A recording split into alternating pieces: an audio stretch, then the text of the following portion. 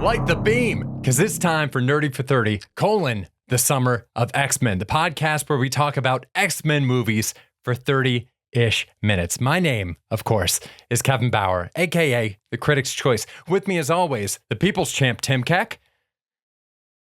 Yeah, buddy. Gonna turn that AC off. We just talked about being on your game, and Tim delivered by shutting off the AC at the beginning of this podcast recording. That's a pro move right there. And you know, it's the summer of X-Men. It's the summer of ACs in the backgrounds of podcasts. I'm so pumped for this. I'm red hot for Deadpool, Kevin. Red hot. I need that AC to cool me off so I can make it through the pod. So I can make it through the intro. God. Let's turn it back on. You know what else is red hot? Is your peaks in this audio file. And you know who else is extremely familiar with audio files? You may know him as the co-founder of Many-Sided Media. You may know him as a prolific, acclaimed game designer. It's ELLIOT Davis. Hello. Yeah. My AC is also off, so I'm ready to marinate in these X-Men summer juices. Yes. That makes three of us. It's a sweaty one today. It's a sweaty one. Thanks for having me. Oh my God. Thank you so much for being here. So let's dig right into it. ELLIOT, what's your one sentence take on Deadpool? I thought a lot about this after you told me this was the question. I think my one sentence take is, I wish I was still delighted by fourth wall breaks. Wow. Yeah, I dig it. That's good. I dig it.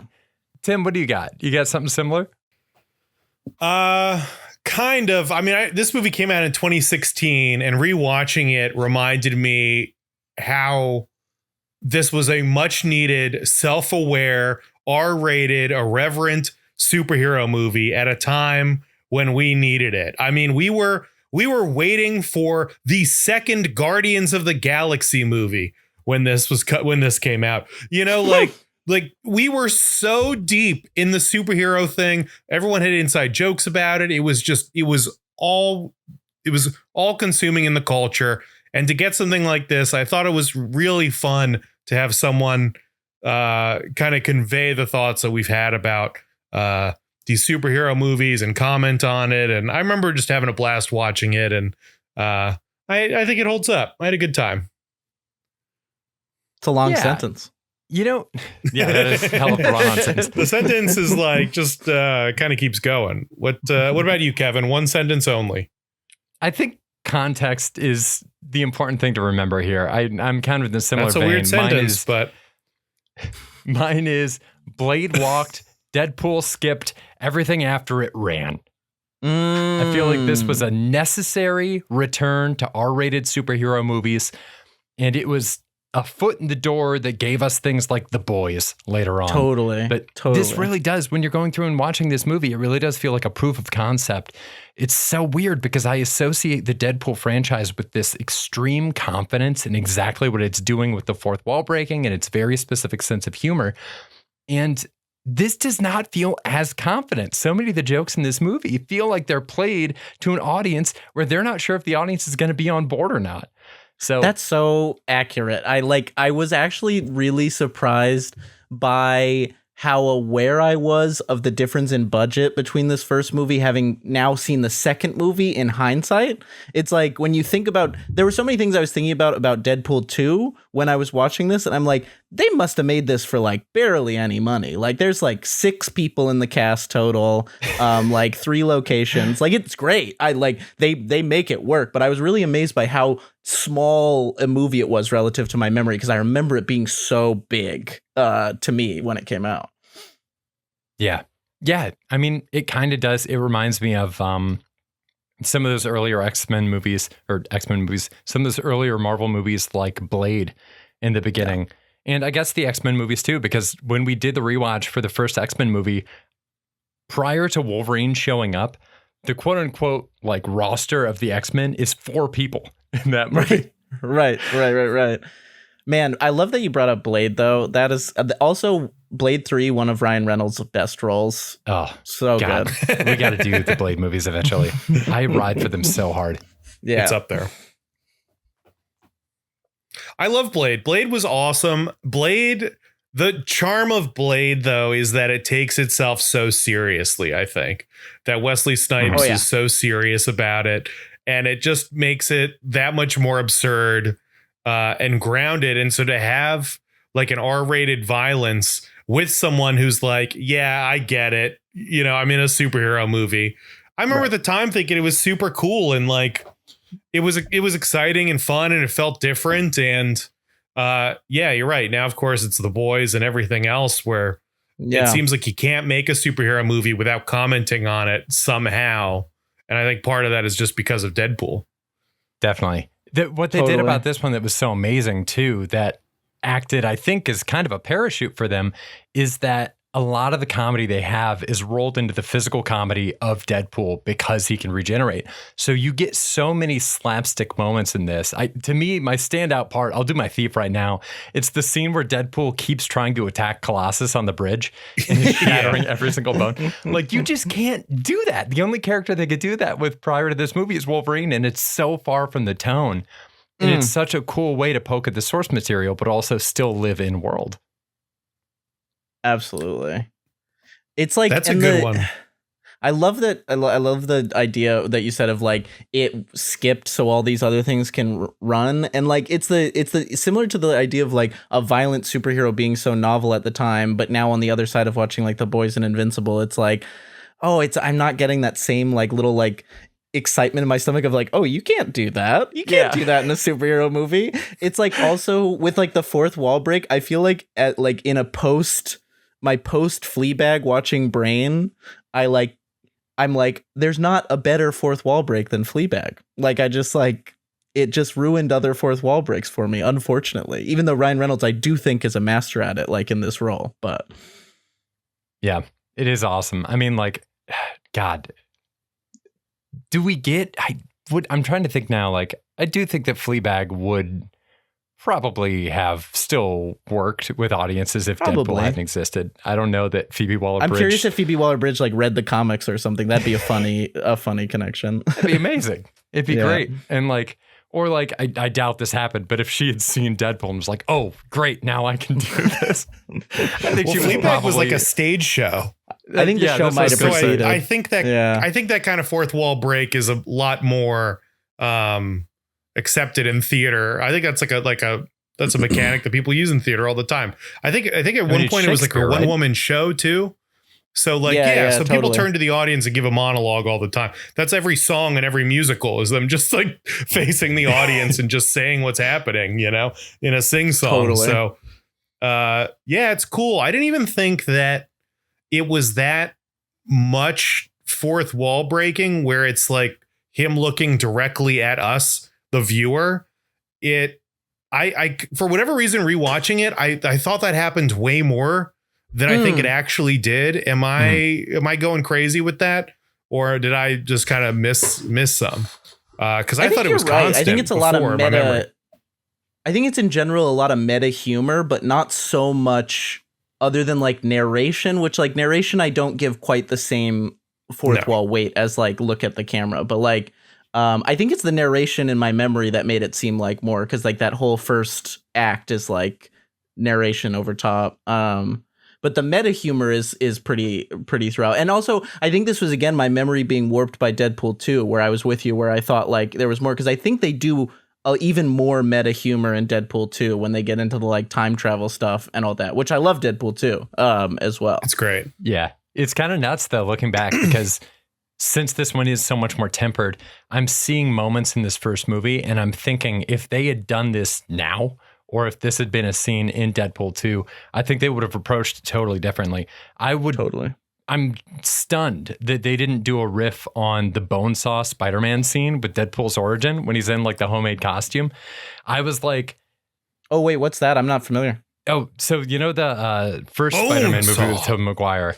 He's like the human spider and he does the wrestling scene and he's in the cage with Macho Man Randy Savage and he's playing a wrestler named Bonesaw. And just the whole like, I got you for 3 minutes. And like, what are you doing? You ain't going nowhere. Yeah. I was like, when the origin stuff started happening, or like the early costume stuff started happening in this movie, for a split second, I was like, wait a minute, do they do a Bonesaw riff? Do they do like an early Spider-Man riff? And they didn't, but like it feels so in the wheelhouse that I feel like that is the kind of thing they would try to tackle now. Is the white costume like a nod to that at all? I haven't seen the Bonesaw bit, but I don't think so specifically. It's just, it's one of the first things I can think of where, you know, like a major superhero movie showed the superhero making the costume themselves. So like the early Toby costume is just like a sweatshirt that he spray painted on. And definitely had some similar energy. Oh, I'm remembering the scene now. I have seen it. I've seen those Spider-Man movies so many times. I just was not placing the moment. I was like, those were like such big movies for me as a kid. I'm like, why can't I remember Randy Savage in it? Got it. Yeah. We're here. Nuts. We made it. Also, go back, rewatch it now. The woman that like takes Tobey Maguire's ticket to join the fight, Octavia Spencer. Insane. Whoa. It's like, what the fuck? Yeah. That's crazy. It'll blow your mind. There's some weird ones in those movies. Yeah. There's like Bones is in it.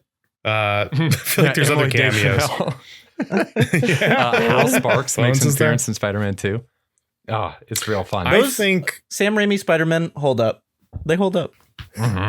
One of the things that I think is impressive with Deadpool on the rewatch too is, you know, he gave a thief. I think there's like really good comedy in this. Like really this is comedy. This is a really good comedy, and like him punching Colossus is like a top tier bit. That's so good. I loved it. My favorite my favorite My Thief was like at the end of the movie, Colossus gives him a monologue about how 4 or 5 moments, there's only 3 or 4 or 5 moments where you get to decide to be a hero, and then Deadpool just shoots him. And that is it's so good. I remember it crushing in the theater, and the way, I don't know who's in the suit, if it's Ryan Reynolds in the suit the whole time, but the way he looks from Colossus and just looks at the guy, like his head movements are so good. And it just really sells that he's like taking it in. And then, you know, just a great bit. Just so many good comedy bits in this. That is also and my the movement thief. of Deadpool is top tier. Yeah. That is also my biggest thief is that subverting the monologue with just shooting the guy in the face. I still that was, of all the jokes that like I knew were coming and like got half the chuckle that I would have gotten when I first, or like half the laugh I would have gotten when I first watched it, that still hit on the rewatch. Even though I've seen this movie multiple times, rewatching it today, I still laughed out loud at it. I was like, that is so fucking good. The thing with the comedy I was kind of blown away by is like, despite you know, TJ Miller and everything being in here, there wasn't anything where I was like, ooh. Like I expected to have like some like, ooh, that didn't age super well, but they kept it like pretty tame as far as like being like irreverent, but not. There wasn't anything that unless I'm missing something, where they were like made a joke where I was like, oh, that you wouldn't write that joke in 2024. Yeah. So that's something I wanted to bring up on this in general, is that I feel like the Deadpool comics, and Elliot, I know that you read some Deadpool comics growing up, they exist in this zone of humor that is often, you know, like kind of like random core, where part of the appeal is saying the most random thing you possibly can. But then to a certain extent, they also exist in that world of like hyperbolic violence or like hyperbolic awful. So like, yeah, something, if there's going to be a bomb, it's got to be a bomb that's a baby is like cuddling it inside of a thing. It's like supposed to be as extreme and extravagant as possible. That's part of the humor, is how outlandish it is. It's like kind of in the like Family Guy world to a certain extent. One thing that I think is brilliant about the movie specifically is that I think it's that thing where it's like, if there's a type of cuisine that you don't necessarily love, but a really great chef makes it, and it's the absolute top tier of that kind of cuisine, you're probably going to like it anyway, because there's probably going to be something about that quality. And for me, that's like the Deadpool movie versus Deadpool comics, where like the Deadpool comics I know are like a very specific flavor that like a lot of people online love. And like, I certainly loved when I was younger. But like now I feel like it doesn't appeal to me as much because I've seen so much of it. But then when like Ryan Reynolds makes these movies and the team that he works with on these movies, it is the absolute top tier of that brand of humor. And like, you're an improv guy. I feel like it's so much like it plays like bits, you know, like when in like some of the best like one-liners and stuff, like there's just great bits throughout this movie that it feels like you are like in on, like you came up with it with a friend and wouldn't let it go. Like maximum effort shouldn't be a funny line, but it is. But it's like it's a great kind of throughout bit for Deadpool. I love it as a line. Yeah. It's a great recurring bit. Yeah. And it actually has meaning throughout it. He says it seriously when he's actually hyping himself up, and then he says it sarcastically when he's doing bits. And it's funny how the same line just carries different weight depending where you are in the movie. Absolutely. I think a big part of this too is like the star power of Ryan Reynolds. Like Ryan Reynolds was famous when this came out, which I don't know if it's not necessarily like Chris Evans was a household name before Captain America. You know, he was like the guy from Not Another Teen Movie who had a banana in his butt. Right. And then Captain America. Marvel at that time is like making stars. You know, they're taking the guy from Parks and Rec and making him a superhero. Like they're inventing these characters. But Ryan Reynolds coming in and being Deadpool, I think a big part of like the irreverent humor is people knowing that you're joking. Yeah. And they have to, if people know you're a good dude and don't actually mean this stuff and it is a joke, you can get away with things. People aren't going to be like, oh my gosh, should I don't know. There people that know this person and understand what they're trying to do. With Ryan Reynolds, he comes in with this like celebrity that we're all going to give him the benefit of the doubt. We know he's a sarcastic dude. We know this is a passion project for him. We know he already was Deadpool and it got fucked up. And this is like something he wanted to do. I'm pretty sure they leaked footage for this, right? From like a green screen thing to get the hype going. Like this was something he was really working on. We were familiar with his sense of humor. And just, I think that kind of changed the whole way we approach this movie, and especially like whatever jokes seemed too much. It's like, it's Ryan Reynolds though. It's Deadpool. It's cool. Yeah. I'm a Ryan Reynolds apologist still. I love him. I love Ryan Reynolds. I mean, The Proposal is like one of my favorite movies of all time. Oh my God. I love The Proposal. I've seen it too many times. Oh yeah. So if good. I'm like sick, that's a movie that I will turn to that's almost a great every sick time. Movie. Their chemistry is Sandy so at her good. best. Those Their two are so chemistry well matched. so good. It's so good. Yeah. And also another rom-com of his that I was a huge fan of growing up was Definitely Maybe. I don't know if you ever saw that. Yes, it's a classic. It's a great one. Yes. So I like loved Ryan Reynolds as like a rom-com star growing up. That's kind of how I knew him most. And then like he was in Green Lantern and like X-Men Origins. That's the other feat of this movie is that it pulled Ryan Reynolds out of the absolute stank that was on him from both X-Men Origins and Green Lantern. Like to do two superhero stinker roles and then to become like one of the more beloved superhero stars. It's a feat. That's a feat that deserves credit. It's crazy he was allowed to keep trying. Yeah, exactly. After Green Lantern, it would have been like, no, you're never putting spandex on again, dude. That's another one where, like, speaking of movies where if you go back and look at the cast now, it'll blow your mind. The snarky friend in Green Lantern, Taika Waititi. No. Yeah. Go back, check it out. Watch clips. You're Wow. like, I promise you will watch a clip of this and you'll be like, what the fuck? It's so cool that he was able to leverage everything and come back to this character and actually do it right.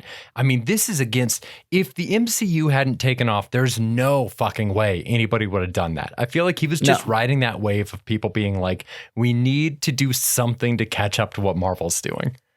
Yeah. Also like, granted, I don't know that The Boys could have gotten made without Deadpool, but like if you tried to make Deadpool post The Boys, I feel like they wouldn't have been able to do it the same. I feel like there would have been so many like network expectations put on it, like in like a post The Boys, post Invincible kind of thing, where it would have been like almost like you have to subvert it more, whereas it just subverts it enough. Like truly it follows. The thing I was amazed about on the rewatch is it follows that origin story, like kind of classic superhero structure really well. And that's what makes its making fun of it so good. Whereas, like, I feel like in the current appetite for superhero satire, it would be like, you got to do too much and they would like blow their or jump the shark on it is my thought. Yeah. The emotional beats in this work for me, for sure. I feel very invested in this, and they kind of swing back and forth between comedy and him actually caring. Yeah. And I think, and I'm fine with it. I think some people, you know, maybe thought it was a little goofy. I think that was like a criticism of it, was like, you know, you can't be this dramatic in a comedy or whatever, but I think it's great. And I also get it. He's like, he's got like two driving forces in his life, you know, really one, the love of his life and getting himself presentable to her, or like getting back to her.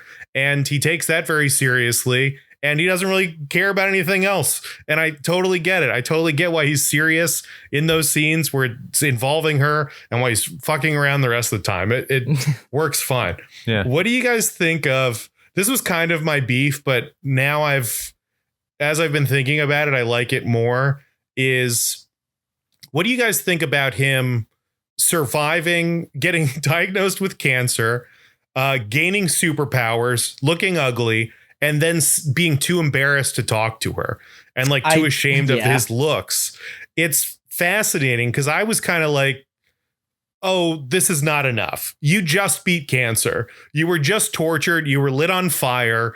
Like, go get your girl, you know, like this is not enough to stop you. But it is interesting with like Ryan Reynolds being cast, and like one of the sexiest men alive.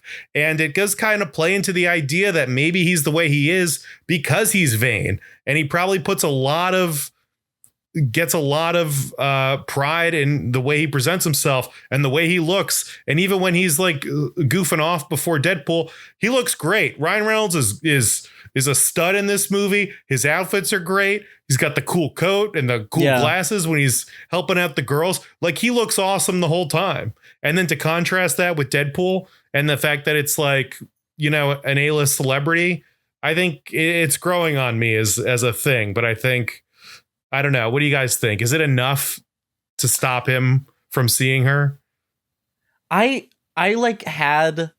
was with you too. I was in the same boat when I was watching it, where I was like, yeah, it's not that bad. But like, I do think that the way they play their romance is so like hardcore sexual, like physical attraction. Like, that's their whole initial love story is just like them fucking for the first like 20 minutes of the movie, which is funny. But it's also like, then you kind of like, if you really think about it, you're like, oh, like he probably thinks that like that physical attraction is like a huge percentage of their relationship. And it like, the more you think about it, the more I'm like, that's super human, and like how a person might react, you know? It gets a little iffy with the context of like, yeah, you almost died. Then you would probably ignore those things. But like, I do believe it. Yeah. I believe it as a human impulse. Yeah. Yeah. I'm right there with you. It's interesting how they both care about each other so much, but they both, like, he gets the diagnosis and they both are taking completely different approaches to it. He's got to run away. She wants to be there and take care of him. And he's ultimately letting her down by doing what he thinks is quote unquote best for her. Like, but this again is like just very human and a very regular relationship, and maybe one of the more complicated superhero relationships we've had, where it's like they don't really know where they stand with each other. It's not, you know, we're used to Spider-Man trying to get the girl, but we're not used to like Deadpool having the girl and just not knowing how to exist with her. When they both love each other and they're handling crisis together. I don't know. I think this is like a very compelling relationship, and it's cool. It really works for me. Yeah, it has to be too, because it's what drives him through the entire movie. So all of the pain that he goes through, all of that maximum effort, all the broken bones and everything that he's doing, it's just so that he can get Francis not to kill him, but so that Francis can make him look normal again, so we can go back to normal life. So I mean, it all leans into it, and it leans on us believing that their relationship is as close as it is, which is amazing. They did such a good job to justify that. That way we can get everything else that comes out of it. Yeah, my backup biggest thief would be, and this is plays right into this, is when she takes his mask off and he has the fucking Hugh Jackman face stapled to his head, is one of the funniest bits in this whole movie. And like, in general, the like meta Wolverine animosity, but that bit in particular, I remember losing my mind the first time I saw it. It was just, it's so funny. It was rad. I had completely forgotten about that one. Did you guys have any beefs for this one? I had one. My beef is some of the humor around Negasonic Teenage Warhead really dated this movie. It was the only humor that dated it, and not in like a negative way, but just in a like, oh, that's how we were talking to teenagers in 2016. And I think that's just the nature of like how kids change so quickly and like the perception of them, where I was like, that is such a 2016 teenager, like the way that they're portraying her and the way that like Ryan Reynolds is talking to her. That was the only thing where I was like, that dates this movie. It's like talking about tweeting and like texting and like being kind of like moody in a specific way. That was my only beef, and it's not really a bad one. I dig it. I think you're right. That's a great observation. I mean, yeah, I guess now I'm wondering what the modern equivalent of that would be. Like if she's in this movie again, she'd have dyed hair for sure. If they made it in 2024, she'd have dyed hair. Yeah. I mean, yeah, it's great. And I guess she gets a girlfriend in the next one. And I don't know. That's true. She's going to be in the third one. I'm really excited to see. I mean, obviously, we're really excited about this Deadpool Wolverine movie because we're doing the whole Summer of X-Men thing to prepare for it. But, you know, I'm excited to see how all this stuff ages, because you're right. It is some of it is like a perfect 2016 time capsule. I wonder how that's going to change or evolve, or I don't know. I'd also be down to just watch Ryan Reynolds and Hugh Jackman just like go through the universe, like killing people. Mm-hmm. So I think either way, it's going to be good. Kevin, you got a beef? My biggest beef was that I don't remember how Deadpool and Colossus actually met. I guess it's not crucially important, but he mentions on the bridge that they've been trying to get him to join the X-Men, and he's had a lot of interactions with them so far. We didn't really see any of that. I don't know if it got cut or what, but I mean, we get the gist. Like, if I was going to cut anything, it would probably be that. Because we talk all the time about how it's like, people get it. Like, we can just cut to the chase with all this stuff. But then, Tim, you completely derailed me and distracted me because you made me think about the fact that in the trailer, we've already seen a little bit of like playing with the fact that both Deadpool and Wolverine have healing factors. I know there's that shot where like Wolverine is laying on top of Deadpool. Don't tell me about the Deadpool's trailer. Just shooting into I'm not watching it. You're not a trailer watcher. No trailers. I'm anti-trailers on the pod. Kevin should know better. I'm so sorry. But I'm excited to think that we might be able to get some of that same humbling physical comedy with Wolverine that we've gotten I bet in this. with the two of them, there will be some They've great got physical, yeah, I think it'll be wild. I love Hugh Jackman as Wolverine. I'm glad that we're getting like a weird excuse to get more of that after the finality of Logan. Yeah. And like, I'm not mad at it. I like thought with Logan, I'd be like, yep, I never have to see him play Wolverine again. But then it's like, well, this is an exception. That's okay. Yeah. Why not? I got one final question for you guys. I'm really putting you on the spot here. It's the year 2015. Production is greenlit on Deadpool. They're full steam ahead. Ryan Reynolds tragically dies. Who could they possibly put in the role that would land the plane of this movie? Is there anyone? Nobody.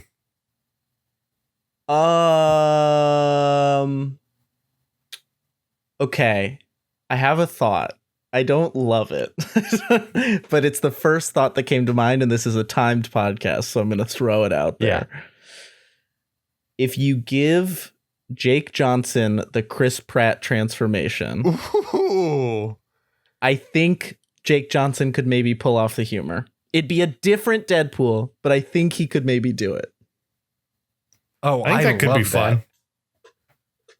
I was thinking the first thing that came to mind for me was Johnny Knoxville. Whoa. Oh my physical comedy, God, dude. Yes, which I think you just make it like as much of Jackass as possible. I think in the Venn diagram of sexiest man alive and comedy delivery, he's probably leans a little heavier one way. But yeah. I think that could be fun. Like somebody completely irreverent like that with clout. Yeah, I could see that. Yeah, that's interesting. Those are What good about ones. you, You have Kevin? someone You in got mind, one? Kevin? I don't have anyone that I think could actually do it. The only things that I thought of were 3 very different flavors. One that I think wouldn't necessarily be good, but would be interesting as hell was Charlie Day. Yo, wild. It'd be weird. And then It'd the be other weird. one where I was like, who would probably get the job, but I don't think would actually be the best for the role is Seth MacFarlane. Just because he was like, that was around the time when he was like hosting SNL and was really trying to step out from behind the Family Guy thing. And I feel like he's the most close. He's like the closest translation of the sense of humor to somebody else that we had. He's got the leading man looks, but his voice coming out of the Deadpool mask would be weird as shit. Yeah. Yeah.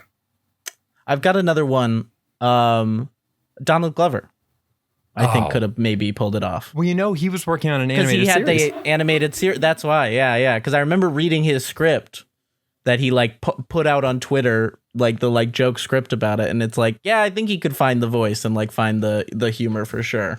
Yeah. Oh, yeah. I'd He watch the definitely hell out of could. that. I mean, he's Yeah. great in Mr. and Mrs. Smith.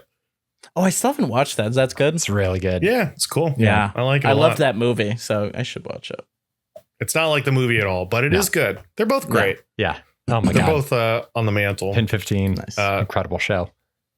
Kevin, I had a random question for you. Yeah, please. Is Deadpool a mutant? In this, they make him a mutant. Yes. Which is the only reason the X-Men are into him. In the comics, no, he's not. He's a not in the mutant. comics. Not in the comics. But Interesting. Yeah. What's his origin in the also- comics? Just an experiment, you know? Interesting. But not Interesting. technically a mutant. Does not have the X gene. That may have been retconned. I haven't read the Krakoan era, and I think he's generally involved in the Krakoan era. And I mean, they've done so much weird shit in the comic. They retconned it so that Quicksilver and Scarlet Witch aren't mutants anymore. Just wild shit going on there. But traditionally, wasn't a mutant. I like him being a mutant more, though. they did also, so then they set up the idea of this a latent mutant gene that could be brought out and really haven't done anything else with it. Miss That's Marvel. really, they've kind of set that aside. Miss Marvel, they kind of do that where the end of Miss Marvel, her friend comes up to her and is like, the reason you're able to use the bracers is because you have like a latent mutant, and they play the little X-Men. Yeah. Dude, I've always thought, Yes. I got downvoted to hell last week for posting this on Reddit, but my headcanon for why Miles Morales has electrical powers on top of the spider powers is that he was going to be a mutant anyway, and then just got the spider bite. So like, Whoa. because I've always had a hard time when And people have didn't powers like that. Oh, people despised it, dude. Not fans. Was somebody like, was gonna be actually, invisible. this kind of spider generates electricity from its body or something? Honestly, even more disrespectful. I just got it was like a brand new Reddit account that I opened for the show and just logged back on like 15 minutes later and suddenly had like -70 karma. Just destroyed. No responses, just downvoted out of existence.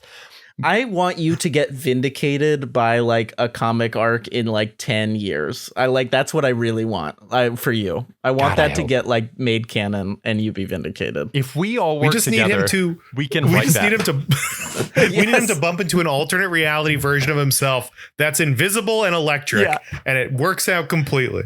The invisible electric guy. Yeah. What a compelling combination of superhero traits. Speaking of compelling combinations, Elliot, do you have anything Yes. you'd like to promote? Yes. Rom Com Drama Bomb is my brand new game. It is out as of July 15th. It is a 3-player game of meet cutes and mayhem. You play 2 people who should not fall in love and the evil villain who is determined to make them do so. God damn it. That sounds fucking fantastic. And that's a perfect great. reason. If we ever do the proposal, you got to come back on. Please come I back would and join love us. to come talk about the proposal. Thank you so much for being here. Listener, thank you for being here and joining us on the ride of the Summer of X-Men. We will be back here again on Thursday with Deadpool 2. Till then, stay nerdy, everybody. Bye. Stay nerdy. Stay nerdy. Bye. Thanks, Elliot. Bye. Thanks, guys. Bye.